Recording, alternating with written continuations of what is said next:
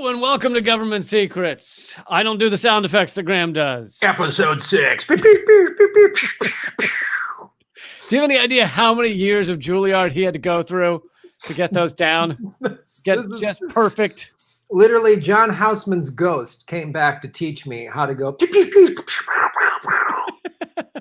I think it was Michael Winslow from Police Academy. You almost got that role. You were so close to getting that role. I mean, he was like magna cum laude, and I was like signa cum laude or whatever. And I was like, he deserved it. I really wanted to be in the police story. And the script said young black man from urban area. And you were like, I can play this role. I was born for this.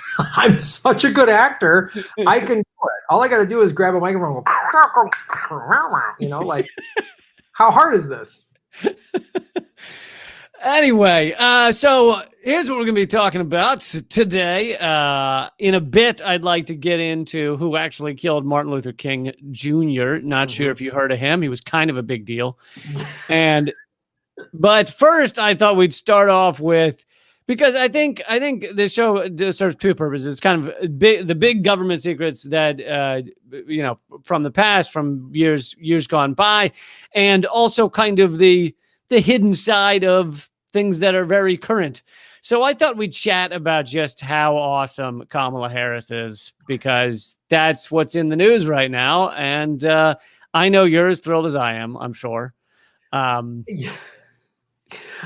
Yes, I'm so glad that the person that refused to prosecute Steve Mnuchin and George Soros, who were owners of One West Bank when she was Attorney General, who just mysteriously got also money from them for her both of her campaigns, Attorney General and Senate campaigns. I'm glad that she's in charge. And then Joe Biden tweets out that she's going to fight the banks. It's comical what's happening in our comical country. Harris. I like it. Yeah, I mean, because I knew you'd be excited, because I remember you saying, I don't care at all what they stand for, just black woman. That is it. I don't care. She could just hate everybody and bomb children, and I'm cool with it. Just black woman. Yeah, as long as, it doesn't matter. It doesn't matter that she put 120,000 black people behind bars as Attorney General. Just, I didn't actually, did she actually follow through with it, or just said she wanted to lock up parents of truant children? Like your asshole kid doesn't go to school on time and they're locking you up. Your asshole. Your kid is an asshole. I mean, let's be honest. Listen, I'm all for a sit down where we're like, hey, listen, your kid really kind of a douche, but not prison time. Well, I mean, the list of wonderful things goes on with her. There's that wonderful video of her giving a speech where she mocks people that want more schools and less prisons, where she goes, more schools, less prisons. Yes. I played that clip on the video I did, where she's like, they go out there with their little signs. Oh. You're like, don't make prison. I mean, don't make prisons, make schools or whatever. And so she mocks that. And then she goes, but they're not answering why I have 3 locks on my door. And you're like, you fucking asshole. You don't have 3 locks on your door because there's not enough prisons and too many schools. I know. You have 3 locks on your door because of massive inequality. Like, that is where most street crime comes from, is just immense inequality where people end up in pretty dire situations. Yeah, and it's also like, that doesn't answer. No, it does. You just answered your own question. If we had better schools, you probably wouldn't need 3 locks. Right. Not to mention the wealth inequalities that you're talking about.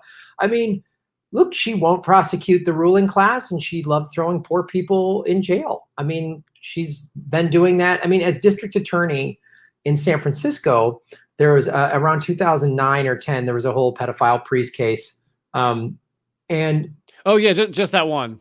Just that one time. One couple of bad apples, they sealed it off. They got the bad apples, and now the bad apples just touch each other in a sealed room. It's totally great. It's totally great. The Catholic Church, it wasn't globally a global cover-up. I've often said I'm so glad that wasn't systemic. Yes, it's not systemic. Look, I don't see pedophiles. I just, it's the same insane argument. I'm very woke. I don't see age. So Yeah, it's great.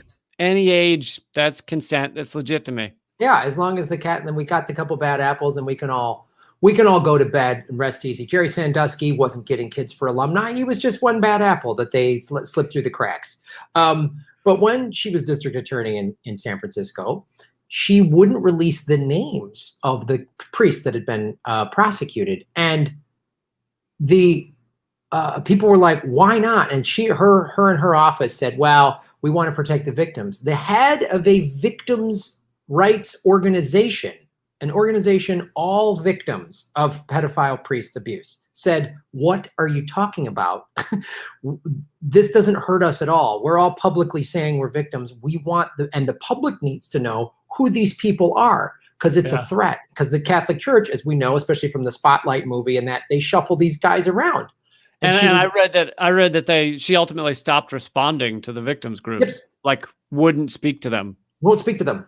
Like, that's who she is. And it's like, who's been, of all the candidates in the Democratic primary, who got the most from billionaires? Kamala Harris. Yeah. And the other thing I was just reminded of, which I had totally forgotten about, didn't even put it in my video about this, is she had said, it was either on a radio show or a podcast, she was like, yeah, well, you remember the take a knee Kaepernick thing? That was mainly furthered by Russia. That was mainly Russian bots putting that stuff forward.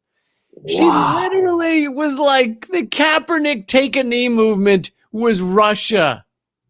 Oh, that makes sense, because it's not like there's been slavery and oppression of black people for 400 years in this country. So that makes sense that it just...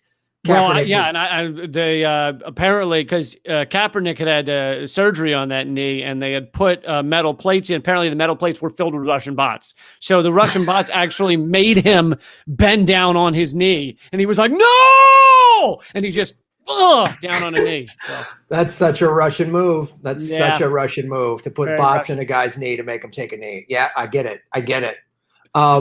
It's her legacy is so insane. And when people go, oh, you're just saying that because you don't want a black woman in power, I go, I'd love to see Nina Turner in power. And they usually go, who? And I go, the black woman that the DNC wouldn't let speak at the convention in 2016.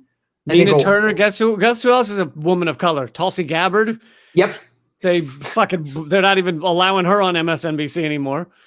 Oh, it's unbelievable. And I'm just like, you're so hypocritical. Like, where was your outrage when the Democratic Party said a black woman can't speak at their convention? Where was your outrage? Or when they gave AOC 60 seconds. Yes. It's like they just announced Alexandria Ocasio-Cortez is going to get 60 seconds at the DNC, I guess, virtual event. They couldn't allot more than 60 seconds.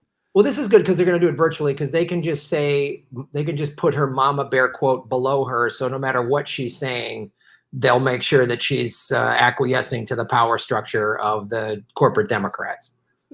Yeah. They're going to put some crazy chyron underneath her.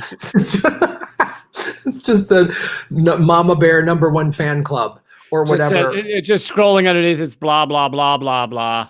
Yeah. It's unbelievable how and I was watching CNN, and they had this panel, and they were all up in arms about Tucker Carlson mispronouncing her name.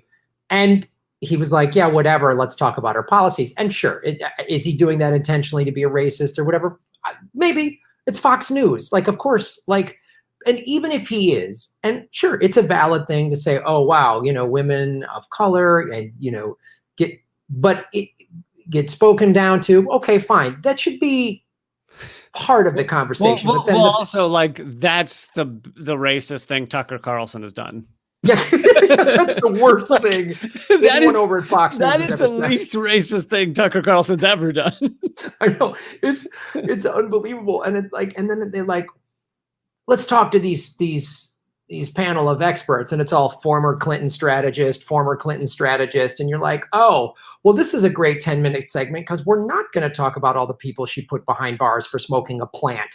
We're not going to talk about, Right. all the other stuff that she's done. She won't be held accountable for anything great. It's another identity politics going to overtake the real discussions of voting record and where she gets her money from. Because, she voted to confirm Steve Mnuchin as the head of One West Bank. And no one over at CNN or MSNBC can go, well, he donated to her campaign and she didn't prosecute him. Don't you think that's odd? No one's going to ask that question.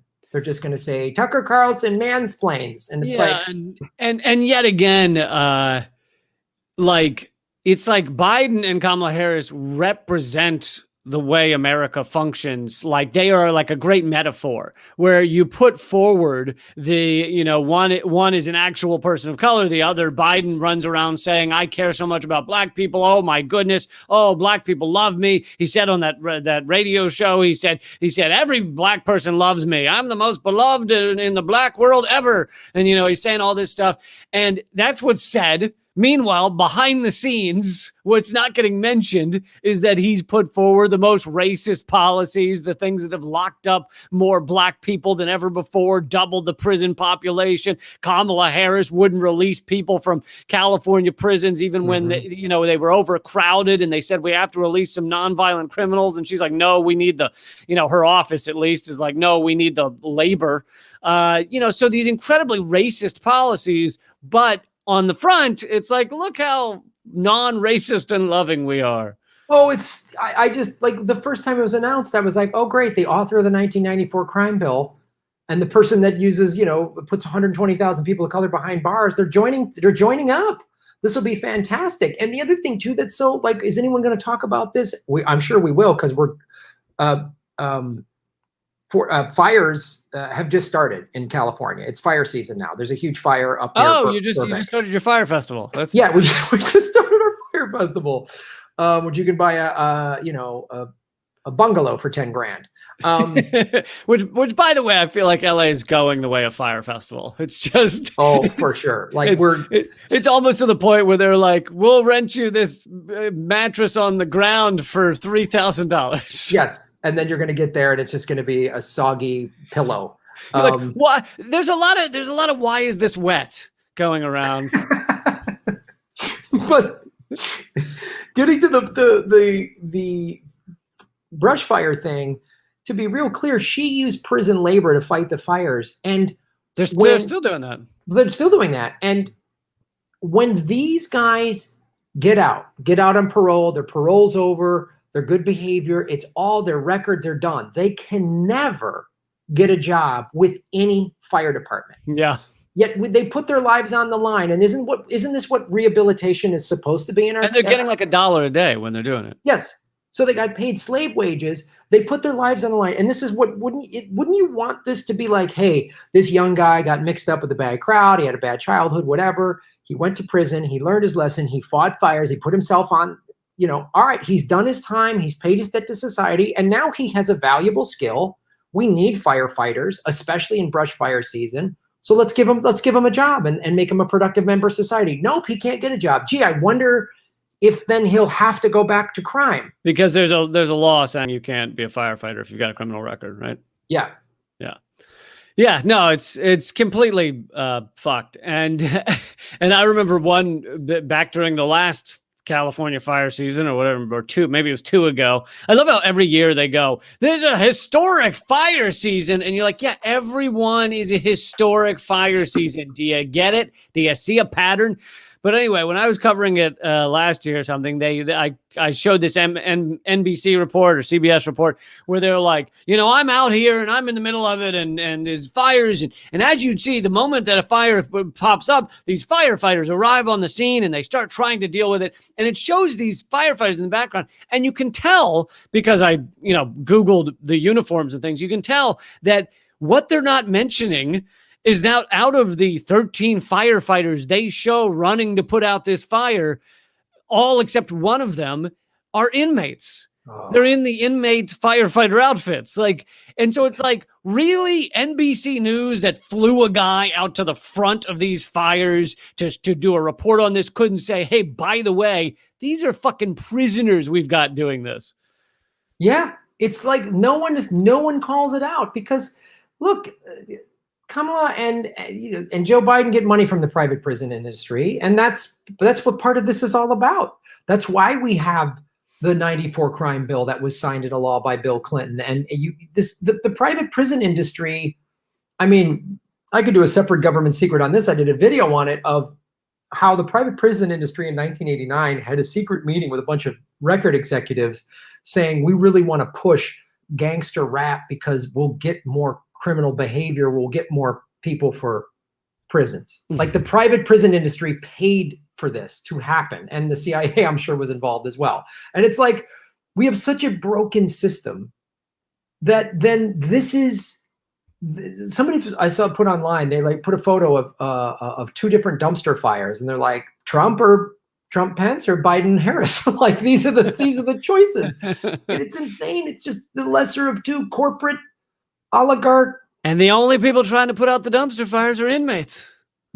Yes. That's how fucked it is. I mean, I don't know. Like, let me ask you this. How do you see this election playing out? Well, one portion of it that I just tweeted about, which I mean, to me, it's obvious now. It's like you kind of saw it coming, but now it's clear as day, and very few people are talking about it. Okay, so we've got the mass purge of people on the rolls. Some alternative media have been talking about that. 1 out of every 12 voters has been purged. And most of the ones that are going to vote will go vote thinking they haven't been purged. So then they get into a fight at the voting booth. Right. They sign a placebo ballot or whatever the fuck. And it creates a lot of chaos on that regard. But then on top of that, you have the pandemic. You have that's going to slow everything down. You have people mailing in ballots. Trump realizes this, so he's trying to say, oh, mailing's all a fraud. But he also, it just came out today or yesterday, that he's put his new guy at the head of the post office, and they have already said they're turning off something like 13 or 20% of all the mail sorting machines on election day, so that basically the mail-in ballots, or from here to election day, so the mail-in ballots they won't be able to process them at any good speed. So it's going to be chaos is what's going to happen on election night. Trump wants that. He knows he's going to, if it were straight vote count, he knows he's likely to lose. So it's going to be mass chaos. And the media is not saying, hey, for once, we're not going to know who the winner is on election night. Like, this is going to take a while to count this number of mail-in ballots, more than we've ever seen before. We just can't expect to know who the winner is on election night. They're not saying that. So Trump is going to run out and say he won no matter what. It doesn't matter what happens. He's going to say he won. There'll be people running around saying, no, we haven't counted him yet or whatever. But all he needs is enough chaos that in the days after, the following day, that he can run around saying he won. And here's the thing, is the Democrats use this exact same trick against Bernie Sanders in Iowa, right? Yes. They knew that they didn't need to win Iowa. They just needed to make sure Bernie Sanders could not walk away with a legit victory. And so they created mass chaos with the Shadow app that was completely faulty, that they invented 2 months beforehand. And it was chaos. And they said, we don't know who's won. And the Buttigieg walks out and says he's won, and whatever. And it's exactly, they succeeded in what they wanted, which was just mass chaos. Bernie couldn't declare a victory. Done. And that's what Trump knows he needs. He needs chaos so he can declare victory. The thing I agree with all that. The thing I will add to that is I think it's even a little more sinister than that. I was thinking that was a little too genuine. It was really, it was loving and moral, and I was hoping you'd throw a wrench in the gears. As much as that, your scenario makes me sleep well at night. Let me guess, Graham. Your scenario involves MRAPs. How did you guess, Lee? So I think they're going to use this because Trump knows that if he does that, and the powers that be that just sort of let Trump be crazy because they're like, oh, when he does this crazy shit, we can use it for this advantage and that advantage. So when he says that there's going to be chaos, there's going to be protesting, we already know, we had a nice preseason of police brutality warm-ups in the last couple of months of the George Floyd protests, and we saw, oh, this is how they're going to do it. They're going to have unmarked vans, and people are going to go bananas, right? They're going to go bananas, and I think that many of us are like, when is like a real revolution going to happen? Like, all these protests are great, but when are they going to just realize we're all screwed? It doesn't matter. Biden and Harris are going to have unmarked vans snatch you up off the streets too if they get in the White House. Like, I don't think they get that. The MAGA hat people don't understand that they can get snatched up off their streets. So when all this chaos happens, people are going to take to the streets after the election, and it's going to be nuts. And they're going to thrive off this chaos. And what I've seen, I live near the beach, and so that you see helicopters when you're surfing and at the beach all the time. I've seen way more military helicopters in the air the last several weeks. I think they are hoping for, and they will use the chaos as an excuse to lock everything down into martial law. That's what they're going to do. That's my. I don't doubt that could happen. I don't like to assume, martial law without, I don't know, seeing more that it seems like that's going to happen, but I wouldn't deny it could. Right. Yeah. I mean, I hope I'm wrong. I mean, the thing is that I do think might be part of their consideration is not Trump's. Trump is too dumb to think this way, but part of the kind of more state apparatus consideration is that sometimes you overreact to these things and you create more protest. You create more mass demonstration to a level that they can't control. And so I don't know that their first go-to is going to be like, just, put MRAPs on the streets and black bag people. Right. Because, I mean, even in Portland, you saw a bigger response once that started happening. I mean, Occupy, I don't know if we'd know the word Occupy if it weren't for the fact that they arrested 700 people on the Brooklyn Bridge and that viral video of women already kettled getting tear gassed. Right. If it weren't for the overreaction of the cops, Occupy very well might have been 2 weeks, a blip on the radar instead of what it became. So I think some of them think about that. I don't know that they just immediately think like, well, we get out the zip ties. Yeah, I mean, you're right, but I think I mean, and we saw that the first week of the George Floyd protest versus the second and third weeks, the cops kind of pulled back a little bit because they realized, wow, they were showing up, they were creating the riots, and more people were seeing this online, more people were taking to the streets. And so I do think that part of them are like, oh, if we react too hard, more people, but I think they're going to they're kind of like, because that first week of the George Floyd protest, that was the week I thought, oh, this is it. This is where we're like, they were burning trees around the White House. Like, this is, they took over the Capitol building in Seattle. And I thought, Eleanor Goldfield was out there filming when they were out there in front of the White House. I mean, I was there other days, but that day when they were burning, some people started lighting trees on fire, and then you could hear on the camera other protesters go out and put out the fires, and then the people that lit them were like, "What, dude? Why are you doing that? I just lit that." And the other guys being like, "They're trees, man. What? Don't put out the fires." Like, I just love the disagreement between the two. Like, but trees are our friends. Yeah, like fire. The environmentalist just was like, well, I'd like to burn this to the ground, but trees, they're good for the environment. It's funny if the fire guys would have just gone, we'll turn it into compost. And maybe they would go, oh, okay. And they would have come to some sort of agreement. That might have come together.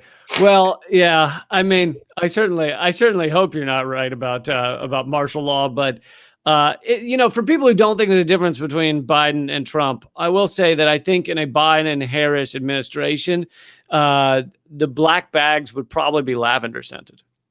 I agree. And I think they would be real, and maybe the vans would have rainbow flags on them, and it would be or one of those like disco vans which got like lights and yes, like a bad bachelorette party or something. Yeah, absolutely. You know what I mean? You get a tiara, it'll be fun, and a sash.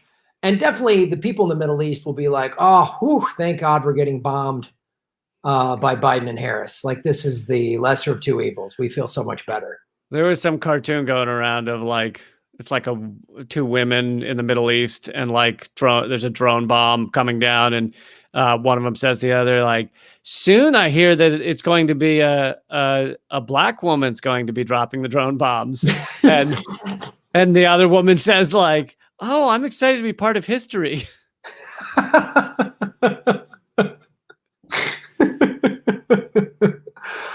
Oh, yes. Yeah. We are in insane times. The next, whatever it is, 2.5 months are going to be pretty nuts. But then it should all settle down. Yeah, it'll be fine. It'll be great. Yeah, everybody. I think because tired out and ready to just enjoy a day at the pool, you know? Yeah, because that's the other thing too. If Biden and Harris get in the White House, okay, great. Trump's gone. I'll be like, awesome. The 28 million evictions are still coming.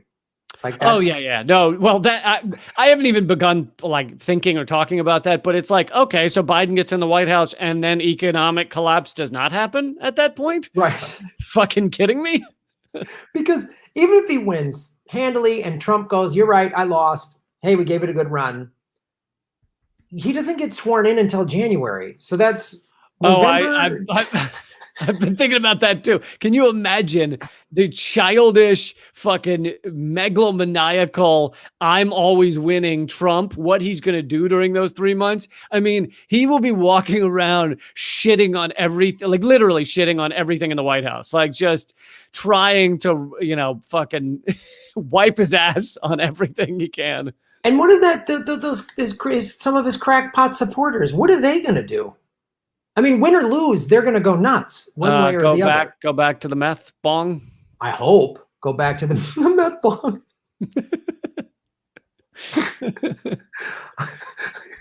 We'll be right back with Go Back to the Meth Bong, ladies and gentlemen. All right. Shall we move on to something more positive like the assassination of Martin Luther King? Yes. This is what we need. And then mine works into that one quite well. Yes, it does. So I know I mentioned it last week, but first of all, government secret segment number 2. Yes.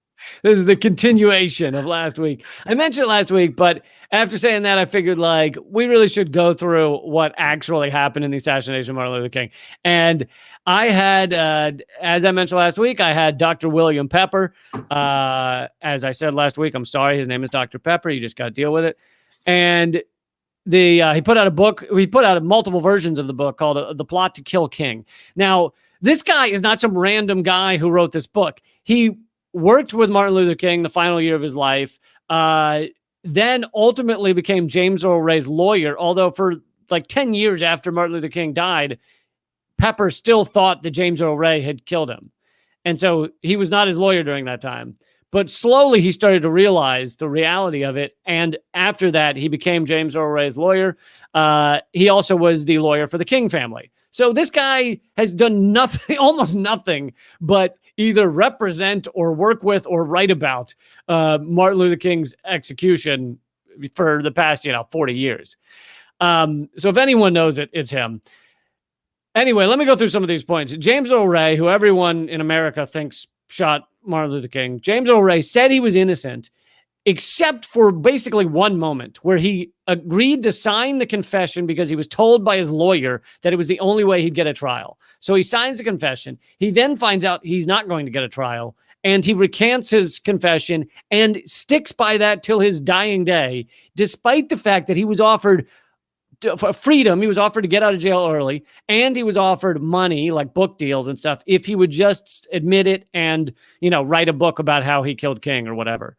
And he always refused. He always refused money. He refused to get out of jail early. He said he didn't kill Martin Luther King.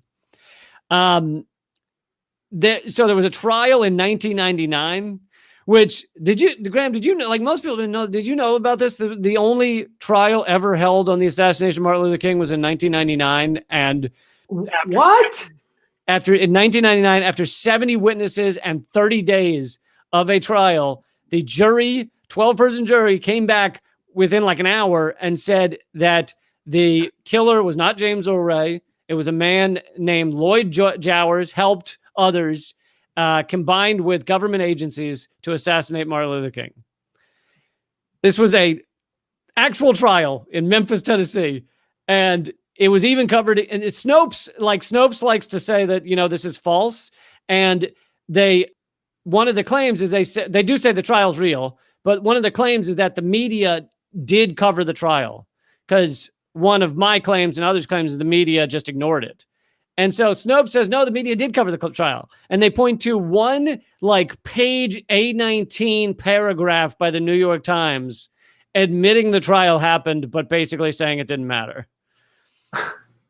So in 1999, the King family, represented by Dr. William Pepper, held this trial, a civil trial. And like I said, they found that the killer was government agencies, along with Lloyd Jowers. Now, Lloyd Jowers, let me get into this, was still alive at the time, and he was the owner of Jim's Grill. Jim's Grill is directly below James Earl Ray's apartment room that he was renting.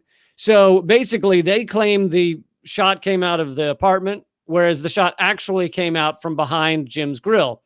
Now, Lloyd Jowers had decided to confess because he realized he was up against the wall. Another witness, his former girlfriend named Betty Spates, had admitted that she saw Jowers bring the still smoking gun, into the grill from the back door and break it down in a bag, basically take it apart and put it in a bag.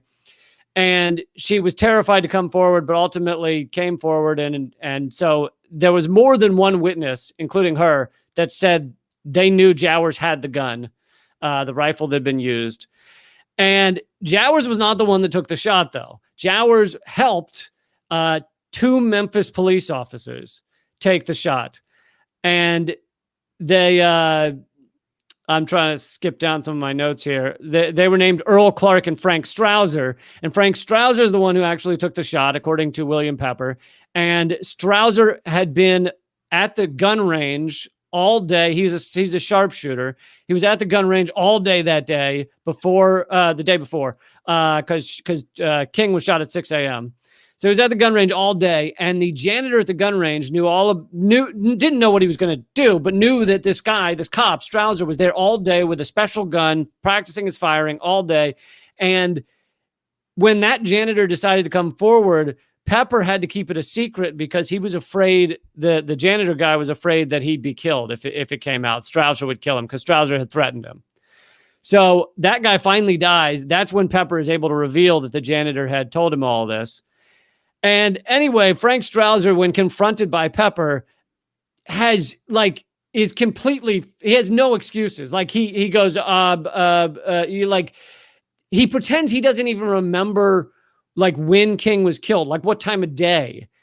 He said, what time of day that happened? He goes, 6 o'clock. And he's like, AM or PM. Now imagine you're a Memphis police officer. This is the biggest event. You're on duty. This is the biggest event to ever happen in Memphis, at least assassination wise. And you don't know whether it was 6 a.m. or PM. That'd be like a firefighter not knowing when the towers fell in New York, if they were in New York at the time. It doesn't make any sense. And anyway, Daniels Ellsberg also apparently signed an affidavit saying he had heard from reliable sources that King had been killed by men under J. Edgar Hoover. So the Hoover connection comes in because Hoover basically had his people go to Memphis and arrange it to some degree. They kind of outsourced it to this Dixie Mafia. The Dixie Mafia got Strouser to take the shot and worked with Lloyd Jowers. And, it's amazing how many different witnesses and things have come forward, and even the King family. Dexter King went and met with James Earl Ray in prison and shook his hand and said, "I'm sorry this has happened to you," because the whole King family knows that King was not shot by James Earl Ray. Wow. And I wonder, let me guess here, is the reason what was the media talking about in 1999? Was it a cocktail dress and Monica Lewinsky? Was that what was going on in 99? Because a lot of things didn't get covered, Bill Clinton getting rid of Glass-Steagall. And all that other stuff. So, wow, this is, oh man. And that's how the media works. I always say, like, whenever the media is screaming about there's whatever the big story is, I always go, how are they framing it? What do they want us to believe from this? And what are we not talking about? Whenever there's something big. One of the biggest examples of that I covered a few weeks back, which was every time Trump would say he was going to withdraw troops from somewhere, a big story would drop about how either Syria used chemical weapons, Russia's paying the Taliban to kill American soldiers, like these amazingly huge stories that sound bizarre and have anonymous sources in the Pentagon always seem to just drop right on top of Trump saying he's withdrawing troops from somewhere. Yeah, every time. It's every time too. And it's the same thing, like, oh, impeachment was great to keep people distracted from, you know, the economy collapsing or whatever, or Epstein or whatever it is. There's always some crazy distraction that keeps us from what's really going on. And here it is, probably one of the biggest stories of the last century, of that MLK was assassinated by the government, not some lone white guy, the lone wolf guy. And it's like the lone white guy who also had an alibi that it was basically covered up that this had ever been investigated. But he said he left that room he rented, which was directly across from King's Motel. He said he left there before that, you know, the shot happened because he was going to get a spare tire fixed or get a spare tire or something. And apparently two guys had seen him in his car because he had a distinctive Mustang or something. And those two guys, that their testimony or whatever, what they said to police that they had seen that guy, you know, driving away before the shot was taken, that was just completely ignored until Pepper unearthed it, you know, like in the 80s. So unbeknownst to James Earl Ray, there had been people that had said they'd seen him not at the apartment. Wow. I mean, you know, it's just stuff like that. And then last week I mentioned how the following morning, because basically there were these huge hedges out back Jim's Grill, which is where the shot came from. And if you get rid of those hedges, all of a sudden you say, well, no, the shot couldn't have come from there because there's nowhere to hide. It would have just been a guy standing out there with a gun. But so the following day, all the hedges are cleared out. Like a massive maintenance job is done the following day after this assassination to clear out all these hedges. It's just, I love when a municipality just happens to do a massive project on a crime scene. I mean, good for them though, to really get that work done, because that, you know, lots of times you can't find good people that can really get some hedges, uproot some hedges real quick. But they fucking did that job. Yeah, the Ambassador Hotel in California got closed down real quick after the Kennedy thing. Like, oh, would they put a smoothie joint over where the grassy knoll was? Like they just wherever they just like, whoops, this was already on the books. Come from the smoothie joint. I mean, it's just like it's just. Oh, weird. The FAA has just announced that they're getting rid of flight logs. Oh, that's a weird one. Why would that happen? Why would they get rid of flight logs? Oh, curious. This is like, especially when you get into the 60s, when all this real like radical revolution stuff was really happening, where people were like challenging things, much like where we are kind of ramping up to now. Well, yes, but also it was a bit more of the Wild West where the CIA would just kill people when they felt they needed to. Whereas now, like with Assange, they feel the better tactic is to like tarnish their reputation to a level that no one will quote them or talk about them, and then to also usually get them locked up for years on end. So they tend to have a more complicated playbook instead of just pure assassination, but they still will go there at times. But I think nowadays it's less just like a shot out of nowhere. Yeah, they learned because too many questions were asked after all these assassinations. Right. I mean, and we talked about it on the episode where I brought up Bobby Kennedy's assassination. There's a lot of cover up. I mean, they benefited from that one because some people were just like, oh, we're still talking about the JFK conspiracy. Let's just put this to bed, but all of them, I mean, Malcolm X, MLK, Bobby, JFK, there's all this like, wait a minute. And they realize that just people ask too many questions where you're right. They've gotten more sophisticated. Mary Meyer, JFK's significant lover, assassinated in broad daylight a year after he was killed here in Washington, D.C. We'll cover that on another episode. Of course. There's all these. So now they've gotten smarter and they smear the person, like you say. They just smear them so they can't come forward, or they get something on them and they're like, we'll take you down. Or they put them in jail. And you've noticed in the last 30 years or so, a lot more accidental deaths, a lot more people like Gary Webb shooting himself in the head twice. And that's a suicide. We all know that's how you commit suicide, is you go bam, bam, you get two off. You got to double tap on a suicide. Come on now. Listen, because Graham, you don't know if that guy's going to get up. All right. So you gotta. Good point. Finish him off. And like all of it. So like, like Seth Rich, which I know we're not allowed to ask questions about him. Otherwise we're conspiracy freaks, but like, oh, is a robbery gone bad, even though nothing was taken off of him or whatever. Like now it's always sort of.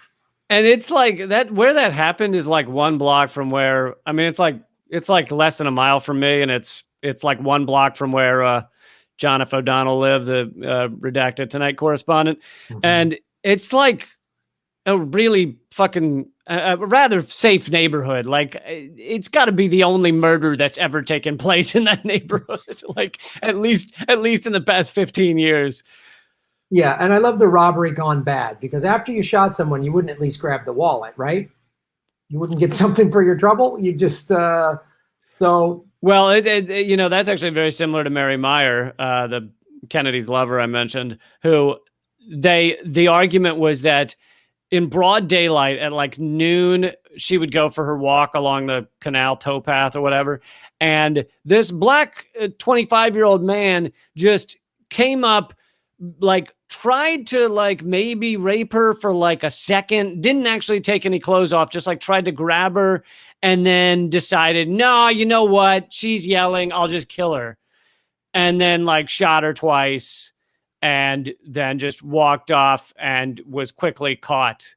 And cause yeah, that happens all the time. People are just like, you know what? Maybe I'll just rape this person. No, I'll just kill him. In the middle of the day. Middle of the day. And what could she possibly know? What mistress of a president? What could they possibly?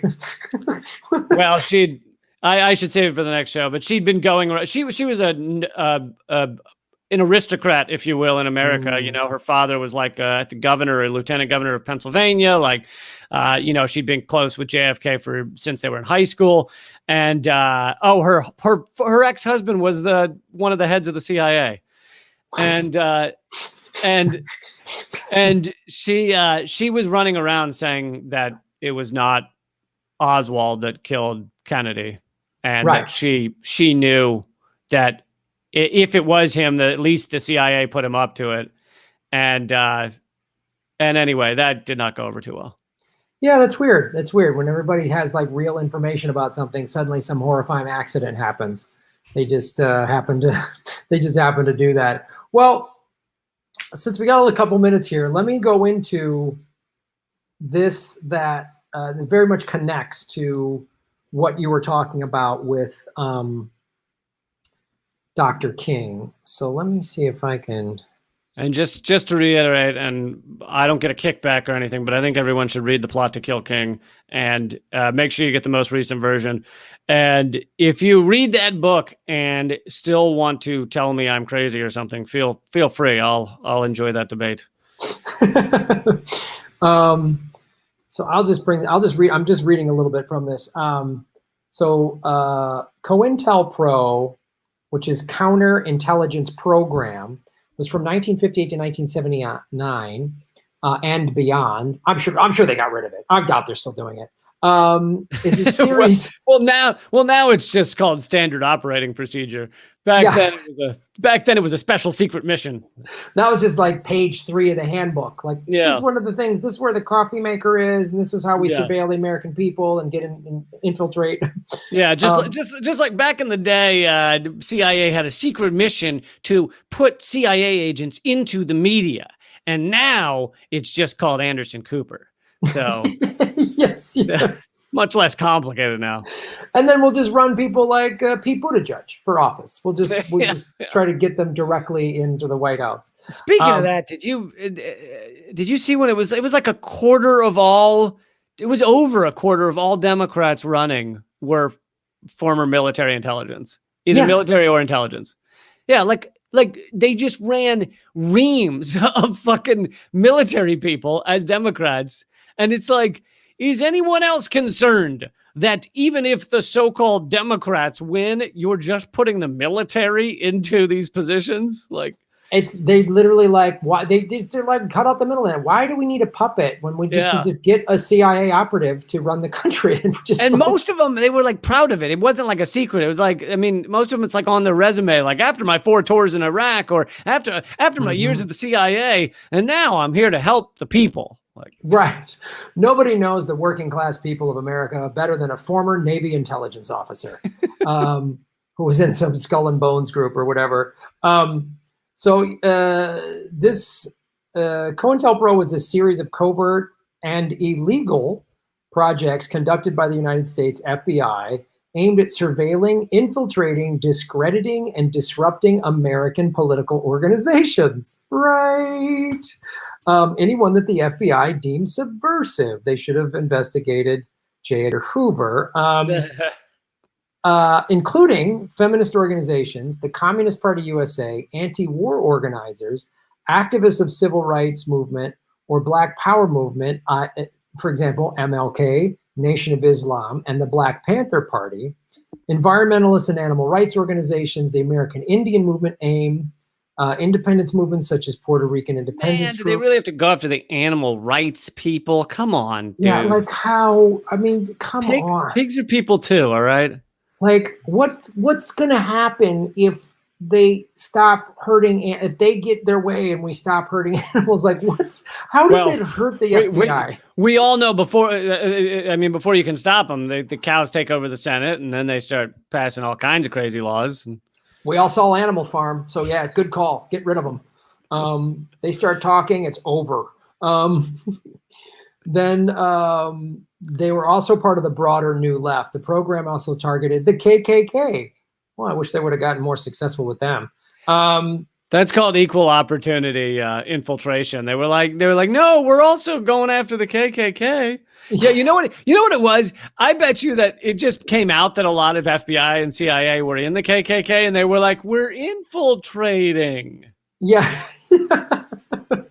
That's what we're doing. We're trying to be fair. That card in my wallet was part of the trick we were playing on them. They also, in San Diego, this will be fun. Just in case anyone's wondering, I don't know, the government, do they really want to keep us all divided and fighting with each other? They went after those lefties because lefties are bad for America. Oh, hold on. In 1971, the FBI financed, armed, and controlled an extreme right-wing group of former members of the Minutemen, anti-communist paramilitary organization, transforming it into a group called the Secret Army Organization. So nice. They started targeting the Black Panthers in 1969, and they assassinated, imprisoned, publicly humiliated, or falsely charged members with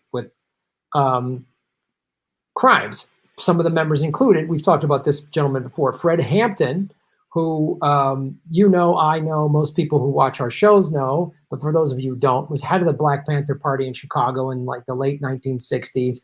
He, again, this is when you get yourself into trouble. He tried to unify Southern whites who lived in a neighborhood called Hillbilly Harlem and said capitalism creates racism, had the first ever Rainbow Coalition. Oh, and then the FBI shot him like 700 times or whatever.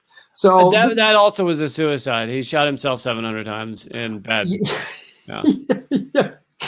And of course they said, well, they had no choice because Black Panthers are armed, evil militants.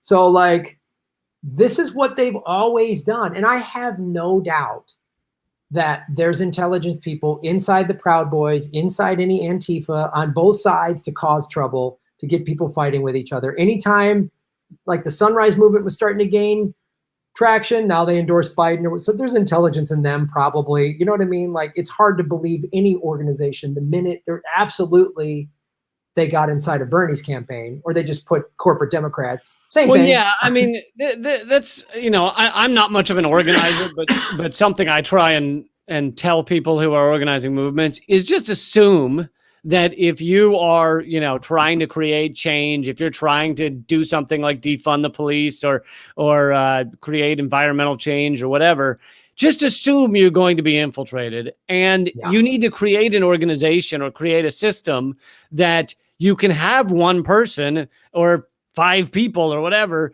join up who seem to want to cause a lot of drama and seem to want to steer things towards violence and all these various things. Want to say, hey, let's all sell drugs on the weekend, and just have terrible ideas. And you need to have a system that can still survive that can get past that. So you just have to assume you're going to be quote unquote infiltrated if you have an open organization you just have to assume it, Yeah, and it's also true. I mean, this is just the documents from the 60s and early 70s, but we know now the private intelligence, which is now just like, they get even more money. They're more like, in the Five Eyes, they're involved in every. I mean, I see it on my show in the chat. Someone will come in and try to cause problems, or there's some wingnuts on the internet. It could just be good old fashioned internet wingnuttery. But there's also people you come in, they try to incite violence. They try to get me to say crazy things because then I can be, if I'm like, I could be arrested for inciting a riot or whatever. They're trying to get me to say. I mean, there's a lot of people that want to sideline or fuck up, people like you or me that do what we do. And sometimes it's connected to corporations. Like, I know that back when the anti-Monsanto campaigns were kind of just gaining traction, and the anti-GMO campaigns, those were 2 where I would get just a bizarre number of hateful email. Lee, normally I'm a big fan, but you really fucked up on this, man. You're not reading the science. And you could just tell, like, if I'd gotten one of those, I would have believed it. But the fact that I got, 15, where the wording wasn't even that different. Those are normally funded. Those type of things are normally funded by the corporations trying to defend themselves. They will fund kind of troll armies to go after outspoken people that are getting a bunch of hits on YouTube.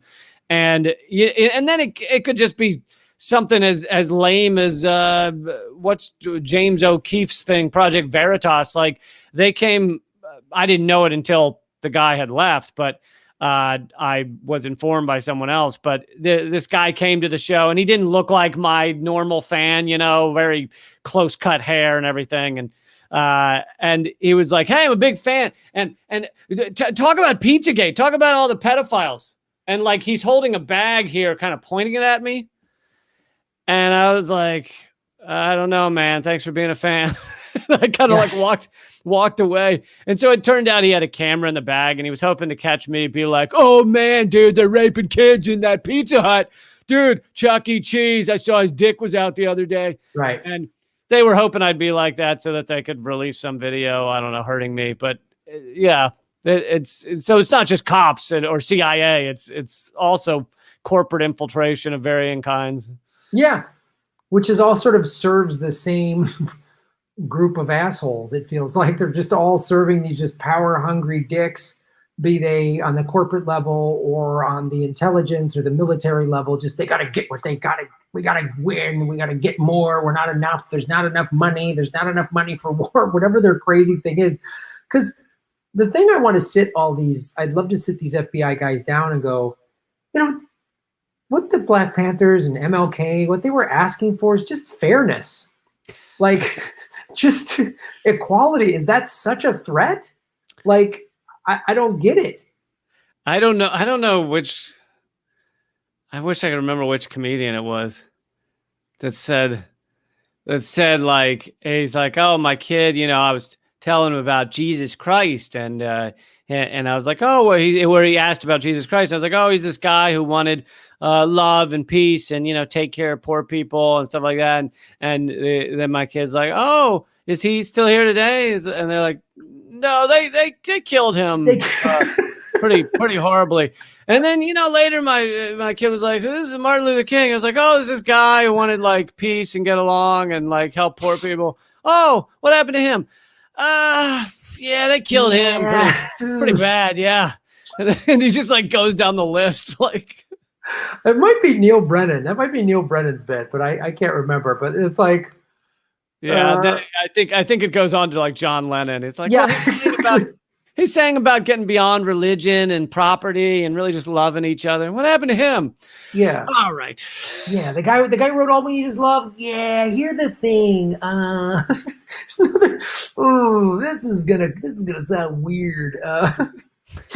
Yeah, I don't get what the threat to everybody loving and getting along is such a threat. I guess we just need to push more of it so they really lose their shit. Yeah.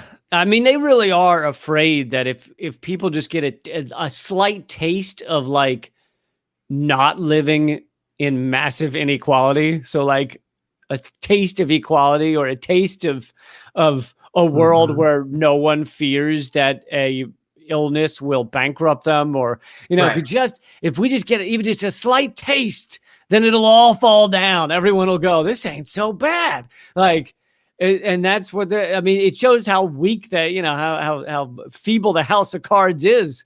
If just that slight idea seed, propagates, it's horrifying. And, I was watching, here's another example, although a slightly different type of example. I was watching, have you seen the documentary on, you remember Biosphere 2? Yes. Where they built that bizarre thing in the desert, and back in 94, I think it was.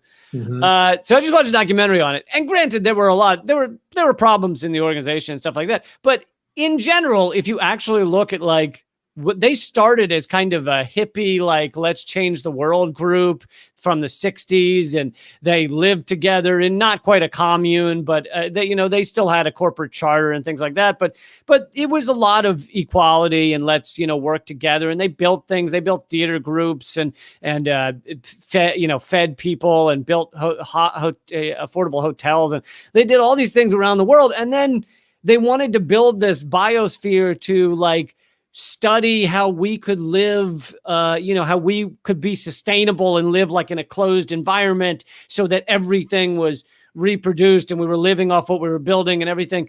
And the ideas are all just like pure and just and like loving. And then like the media just started calling them like a cult, and he's a cult leader, and they're out of their minds and all this shit. And granted, the part of the experiment didn't work. They had to pump oxygen into the place because it didn't have enough oxygen and things like that. But it's like, so then just say like, wow, what they did was really impressive, and they just need to figure out how to fix the oxygen. Like, instead it was like, they're fucking liars and villains, and they want to destroy the world with their rainforest in a bubble. Okay. But the reason, I believe the real reason was because if that caught on, if the idea that it was just 8 people inside that thing, if the idea that 8 people could live in a little area and everything they have in there is just shared, and they like grow the way they live, and like there's no waste, and if that caught on just a little bit, then it'd be fucking chaos for them. Like, it'd be the ruling elite would just be like, oh dear God, they're composting. Then they won't. They're cutting up their credit cards. What the fuck is going on? Right. They need us all in debt, working to the bone, so that they can have their private jets or whatever. And then, God forbid, if we all get along, then they just can't have it. It's just like, it's like someone figured out how to talk to dolphins. They'd be like, shoot those gay fish, or whatever they would come up with. I mean, it's the same reason they despise like Cuba on a level that's like just completely irrational. You're like, well, well, fuck those people with their health care. Why? How does that make any sense? Why? I understand you don't like their system. Why so angry? I know, like they like it. Yeah, It's like most of them like it. It's like it's such an American thing to like argue and fight about everything. Like I remember when I was a young guy, I really liked chocolate chip pancakes, and I was out to dinner with a couple comic buddies of mine, my buddy Jim Bruce and Paul Goldman. My buddy Jim Bruce is like, I don't like these pancakes, and I argued with him, and I'm like, you don't, because I just don't like two things together. I either like chocolate chips or I was like, oh, you don't know how to live. And he you don't know how to live. I was so mad. I was whatever. I was 22 or something, all mad for no reason. And you know, I broke his nose, but I don't think he deserved it. He did deserve it. I drone striked him. He had it coming. He knew what he did. No, and then he took like I don't know. He took like an orange and then the parsley because one of us got an omelet or something, and he ate them at the same time. He went, "I'm living," and we just laughed and like literally, I saw him the other week and we laughed about it. I was like, I wish I could go back in time, put my arm around my 22-year-old self and go, "Hey, buddy. You don't need anyone to just enjoy your pancakes. However, who gives a shit if he likes them or not? It's okay. You don't have to be all fighting about all this." I wish I could just do that with the powerful elite and just go, it's okay. If people want to live in a hippie bubble and don't use money, it's all right. Like you can do your thing over there. They'll do this thing over here. Yeah, you can just stay in the Hamptons and be just a godless cocksucker, and they're going to have their commune. It's okay. I mean, yeah. So like, and. Here, another thing I've been thinking about recently is like, look, I don't know that I don't know that I would enjoy living in like a commune type situation. But does anyone else find it odd that there's like none in America? Like if you were to have more than 5 people in an area that were just kind of like helping each other, like literally cops they'll like storm the place. Like there were articles about or news stories about it one in Texas where it was like, 20 people living on a farm and like the feds went in and like, arrested them for being off the electrical grid or something. Like it's the most Look how bizarre... they treated the CHOP in Seattle. Like the news media covered the CHOP in Seattle. Like it's just mayhem and they're shooting meth into babies or whatever. And then I know all these people they did do that to one baby, but it was to see if it made it powerful. And it did. The baby was very strong. And then people like Ron Placone interviewed this comic from Seattle that was actually there in the CHOP, and he said all these people were getting radicalized when they showed up at the CHOP because they watched the news and said it's just chaos. And they get to the CHOP and there's like people helping each other out. Here's water. Here's whatever you need. And they're supporting the stores and the businesses. And it was like, nope, everybody getting along and they don't need a militarized jackboot police force. Shut it down. Like, it's just. Yeah. Yeah. And then as with Occupy, they started the cops basically, if you create a space, and Occupy is one example where you say, okay, hey, this space in our city is, anybody who comes here, we're going to help them out. There's free food for people that need it. There's basically just an environment that cares about people. Then a certain number of homeless people are going to come down there because they're like, wait a second, there's a square foot in the city where people care and give you food. Mm-hmm. I am there.